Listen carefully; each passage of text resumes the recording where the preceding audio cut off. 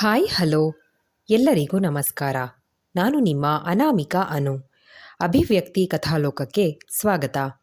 ಇನ್ನೂ ಯಾರೆಲ್ಲ ಈ ಚಾನಲ್ಗೆ ಸಬ್ಸ್ಕ್ರೈಬ್ ಆಗಿಲ್ಲ, ದಯವಿಟ್ಟು ಸಬ್ಸ್ಕ್ರೈಬ್ ಮಾಡಿಕೊಂಡು ಪ್ರೋತ್ಸಾಹ ನೀಡಿ.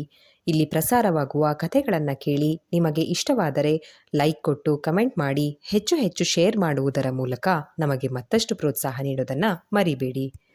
ಬಾಳದೋಣಿಯಲ್ಲಿ ಕಥೆಯ 54ನೇ ಅಧ್ಯಾಯವನ್ನು ನೀವೆಲ್ಲರೂ ಕೇಳಿ ಆನಂದಿಸಿದ್ದೀರಾ ಅಂತ ಭಾವಿಸ್ತೇನೆ. ಹಾಗಾದರೆ 55ನೇ ಅಧ್ಯಾಯವನ್ನು ಶುರು ಮಾಡೋಣ. ಸ್ವರ್ಣ ಮತ್ತು ತೇಜ ಒಟ್ಟಿಗೆ ಸಮಯ ಕಳೆದು ಹಿಂತಿರುಗುವಷ್ಟರಲ್ಲಿ ಇಬ್ಬರಲ್ಲೂ ಅನ್ಯೋನ್ಯತೆ ಬೆಸೆದಿತ್ತು.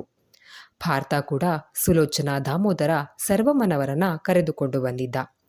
ಅಂತೂ ಗೆಳತಿಯರೆಲ್ಲ ಬೀಗ್ರಾದ್ರಿ ಎಂದು ಭಾಗೀರಥಮ್ಮನವರು ಹೇಳಿದ್ರೆ ಸುಲೋಚನಾಗೆ ಭಾಗೀರಥಮ್ಮನವರ ಎದುರು ಏನು ಮಾತನಾಡಬೇಕು ಅಂತಲೇ ತಿಳಿತಾ ಇರಲಿಲ್ಲ. ಆಚಾರ್ಯರ ಮನೆ ಮೇಲಿನ ಗೌರವ ಅಂಥದ್ದು. ಭಾಗೀರಥಿ, ಎಲೆ ಹಾಕ್ತೀಯಾ ಎನ್ನುತ್ತಾ ಶ್ರೀಕಂಠ ಆಚಾರ್ಯರು ಕೋಣೆಯಿಂದ ಹೊರಬಂದರೆ ಹಿಂದೆಯೇ ಬಂದಳು ಗಾಯನ. ಅಪ್ಪ, ಅಮ್ಮ, ಅಜ್ಜಿಯನ್ನ ನೋಡಿ ಸಂತೋಷದಿಂದ ಬಳಿ ಬಂದರೆ ಮೂವರು ಎದ್ದು ಆಚಾರ್ಯರಿಗೆ ಕೈ ಮುಗಿದು ನಮಸ್ಕರಿಸಿದ್ರು. ಕೈ ಮುಗಿಯೋದೆಲ್ಲ ಏನಕ್ಕೆ? ನಮ್ಮ ವಂಶ ಬೆಳಗೋ ಅಂತ ಮುತ್ತಿನಂತ ಸೊಸೆನ್ ಕೊಟ್ಟಿದ್ದೀರಾ, ನಾವು ನಿಮಗೆ ಕೃತಜ್ಞರು ಎಂದರು ಶ್ರೀಕಂಠ ಆಚಾರ್ಯರು. ನಿಮ್ದು ದೊಡ್ಡ ಮನಸ್ಸು ಎಂದರು ದಾಮೋದರ. ಎಲ್ಲ ಶುಭ ಆಗ್ತಾ ಇದೆ, ಅದಕ್ಕೆ ಸಡಗರ ಸಂಭ್ರಮ ಪಡಿ ಎನ್ನುತ್ತಾ ಹೊರಬಂದರು ಶ್ಯಾಮಸುಂದರ ಆಚಾರ್ಯರು. ಆದರೂ ನಿಮ್ಮ ಬೀಗ್ರಾಗ್ತೀವಿ ಅಂತ ಕನಸಿನಲ್ಲೂ ಅಂದ್ಕೊಂಡಿರಲಿಲ್ಲ. ಹಾಗೆ ಗಾಯನ ಪಾರ್ಥನ್ ಮದುವೆ ಆದಾಗ ನಾವು ಕೂಡ ಅಳಿಯಂದ್ರು ಆಚಾರ್ಯ ಮನೆ ಕುಡಿ ಅಂತ ಗೊತ್ತಿಲ್ಲದೆ ಏನೇನೋ ಮಾತಾಡ್ಬಿಟ್ಟಿದ್ದೀವಿ, ದಯವಿಟ್ಟು ಕ್ಷಮಿಸಿ ಸುಲೋಚನಾ, ದಾಮೋದರ ಇಬ್ಬರು ಹೇಳಿದರು. ನಸುನಕ್ಕ ಶ್ಯಾಮಸುಂದರ ಆಚಾರ್ಯರು, ವನವಾಸದಲ್ಲಿದ್ದ ರಾಮ ಸೀತೆಗೆ ಕಷ್ಟ ತಪ್ಪಿರಲಿಲ್ಲ, ಪಾಂಡವರಿಗೆ ಅವಮಾನ ತಪ್ಪಿರಲಿಲ್ಲ, ಇನ್ನು ಹುಲುಮಾನವರ ಯಾವ ಲೆಕ್ಕ? ನಡೆದಿದ್ದೆಲ್ಲ ಒಂದು ಕೆಟ್ಟ ಕನಸು ಅಂದ್ಕೊಳ್ಳಿ. ದುಡುಕುತನಕ್ಕೆ ತೆರಲೇಬೇಕಾದ ಬೆಲೆ ತುಂಬ ದೊಡ್ಡದ್ದು. ಮನುಷ್ಯನಿಗೆ ಸಮಚಿತ್ತನಾಗಿ ಶಾಂತಿಯಿಂದ ಎಲ್ಲ ಆಯಾಮದಲ್ಲಿ ಯೋಚಿಸೋ ತಾಳ್ಮೆ ಇರಬೇಕು ಎಂದು ಪ್ರಮೀಳಾ, ಜಯಶೀಲ ಇಬ್ಬರು ಕಡೆಗೂ ನೋಡಿ ಹೇಳಿದರು. ಇಬ್ಬರಿಗೂ ಆಚಾರ್ಯರ ಮಾತಿನ ಇಂದಿದ್ದ ಮರ್ಮ ಅರ್ಥವಾದಂತೆ ಅಪರಾಧಿಗಳಂತೆ ತಲೆ ತಗ್ಸಿದ್ರು. ಎಲ್ಲರೂ ಊಟಕ್ಕೆ ಕುಳಿತರು. ಪ್ರಮೀಳಾ ಸ್ವರ್ಣ ಬಡಿಸಲು ನಿಂತರು. ಗಾಯನಾಳಿಗೆ ಬಯಕೆ ಬುತ್ತಿಯನ್ನು ಭಾಗೀರಥಮ್ಮ ಕೈಯಾರೆ ಮಾಡಿದ್ದರಿಂದ ಊಟ ಸ್ವಾದಿಷ್ಟವಾಗಿತ್ತು. ನನಗಂತೂ ಇಷ್ಟು ವರ್ಷ ಅಮ್ಮನ ಕೈ ರುಚಿ ಸವಿಯೋಕ್ಕಾಗಲಿಲ್ಲ, ಆದರೆ ನಮ್ಮ ಮಗು ನೋಡು, ಈಗಲೇ ಅಜ್ಜಿ ಕೈ ರುಚಿ ಸವಿಯೋ ಯೋಗ ಎಂದ ಪಾರ್ಥ.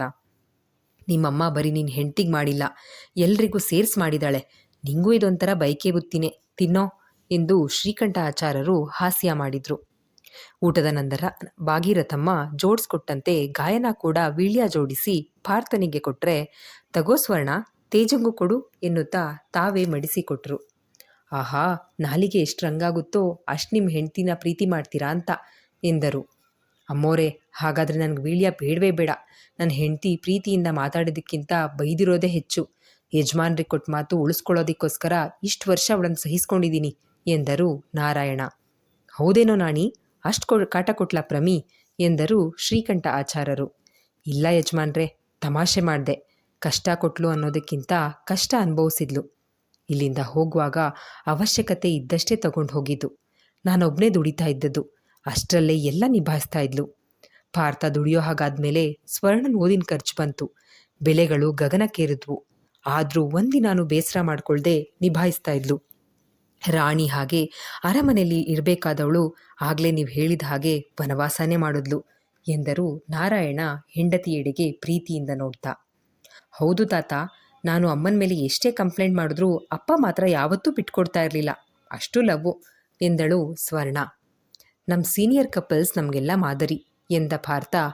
ಅಕ್ಕ ನನಗೋಸ್ಕರ ಎಲ್ಲ ತ್ಯಾಗ ಮಾಡಿದ್ದಾಳೆ.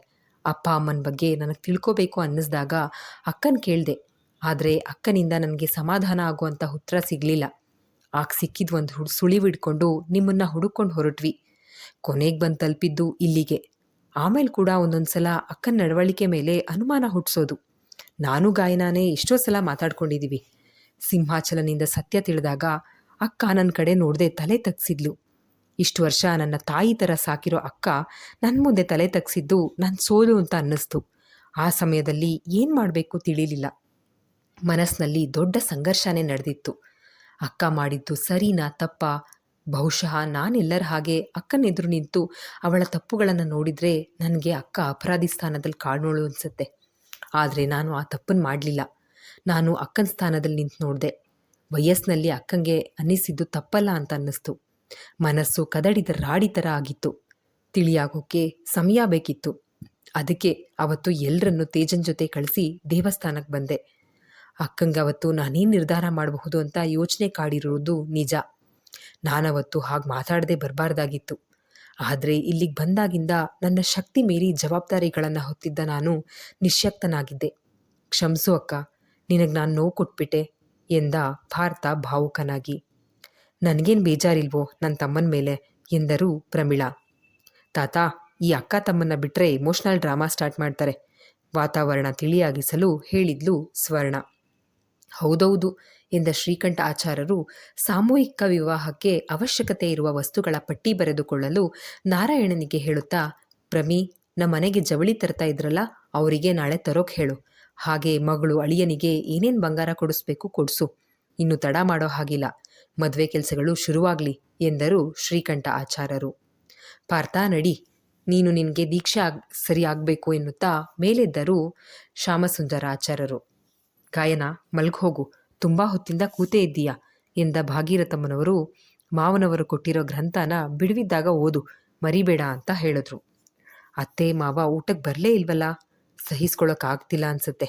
ಇಲ್ಲಿ ಎಲ್ಲ ಒಂದು ಹಂತಕ್ಕೆ ಸರಿ ಆಯಿತು, ಯಾವುದೇ ತೊಂದರೆ ಆಗದಂತೆ ಎಂದುಕೊಂಡ ತೇಜನ ಕಣ್ಣುಗಳು ಸ್ವರ್ಣಳ ಕಡೆ ಅರಿದ್ವು. ಅವಳು ಕಣ್ಣಲ್ಲೇ ಕೆಣಕಿದ್ಲು. ಅವನು ಮುತ್ತು ಕೊಟ್ಟಂತೆ ಸನ್ನೆ ಮಾಡಿದಾಗ ದುಂಡು ಮೊಗದ ಗುಳಿಕೆನ್ನೆ ಚೆಲುವೆ ಸ್ವರ್ಣ ನಾಚಿ ಅಲ್ಲಿ ನಿಲ್ಲದೆ ಒಳಗೋಡಿದ್ಲು. ಮದುವೆ ಕೆಲಸಗಳು ಜೊತೆಗೆ ಪಾರ್ಥನಿಗೆ ನೆಲಮಾಳಿಗೆ ಪ್ರವೇಶಿಸಲು ದೀಕ್ಷೆಯ ಪೂಜೆಗಳು ಶುರುವಾಗಿದ್ವು. ಆಚಾರ್ಯರ 3 ತಲೆಮಾರಿನ ಅಜ್ಜ, ಅಪ್ಪ, ಮಗ ಕೋಣೆ ಸೇರಿದ್ರೆ ಮುಗಿಯಿತು. ಯಾವಾಗಲೂ ಒಮ್ಮೆ ಹೊರಗಡೆ ಬರ್ತಾ ಇದ್ರು. ಗಾಯನ ಪಾರ್ಥನನ್ನ ತುಂಬ ಮಿಸ್ ಮಾಡ್ಕೊಳ್ತಾ ಇದ್ಲು. ಆದರೆ ಬಾಯಿ ಬಿಟ್ಟು ಹೇಳೋ ಹಾಗಿಲ್ಲ. ಅವಳಿಗೂ ಕೂಡ ತನ್ನ ಸ್ವಂತ ಸಂತೋಷಕ್ಕಿಂತ ಅಮ್ಮನವರ ಸೇವೆಯೇ ಮುಖ್ಯ. ಸೊಸೆಯ ಮನಸ್ಥಿತಿ ಅರ್ಥ ಮಾಡಿಕೊಂಡಂತೆ ಭಾಗೀರಥಮ್ಮನವರು ಶ್ರೀಕಂಠಾಚಾರ್ಯರಿಗೆ ಊಟ ಬಡಿಸೋ ಸಮಯದಲ್ಲಿ, ಇಲ್ಲಿ ನೋಡಿ, ಗಾಯನ ಪಾರ್ಥ ಈಗಿನ ಕಾಲದವರು, ನಮ್ಮ ಕಾಲದಂತಲ್ಲ ಈಗ. ಅವರಿಗೂ ಆಸೆ ಕನಸುಗಳಿರ್ತಾವೆ. ನೀವು ಜವಾಬ್ದಾರಿಗಳ ಮಧ್ಯೆ ಪಾರ್ಥನ ಕಟ್ಟಾಕಿದ್ರೆ ಗಂಡ ಹೆಂಡತಿ ಜೊತೆಲಿ ಸಮಯ ಕಳೆಯೋದು ಯಾವಾಗ? ಗಾಯನ ಪಾರ್ಥ ಆಚಾರದ ವಂಶದ ಕುಡಿ ಅಂತ ಗೊತ್ತಿಲ್ಲದೆ ಇದ್ದಾಗ ಅವನನ್ನು ಮದುವೆ ಆಗಿ ಅವನು ಇಲ್ಲಿಗೆ ಬಂದು ತಲುಪೋದ್ರಲ್ಲಿ ಗಾಯನ ಪಾತ್ರ ತುಂಬ ದೊಡ್ಡದು.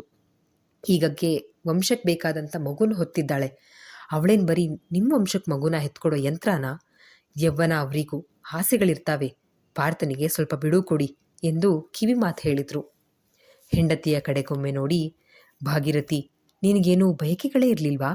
ನಮ್ಮ ಜೊತೆ ನೀನು ಕೂಡ ಇಷ್ಟು ವರ್ಷ ವನವಾಸ ಮಾಡಿದ್ಯಲ್ಲ ಅಂತ ಕೇಳಿದ್ರು ಶ್ರೀಕಂಠ ಆಚಾರ್ಯರು. ನಮ್ಮ ವನವಾಸ ಶುರುವಾಗಿದ್ದು ನಾವು ಗೃಹಸ್ಥಾಶ್ರಮವನ್ನು ಸಂಪೂರ್ಣವಾಗಿ ಅನುಭವಿಸಿದ ಮೇಲೆ. ಪಾರ್ಥನಿಗೆ ತಂದೆ ತಾಯಿ ಪ್ರೀತಿ ಸಿಗಲಿಲ್ಲ.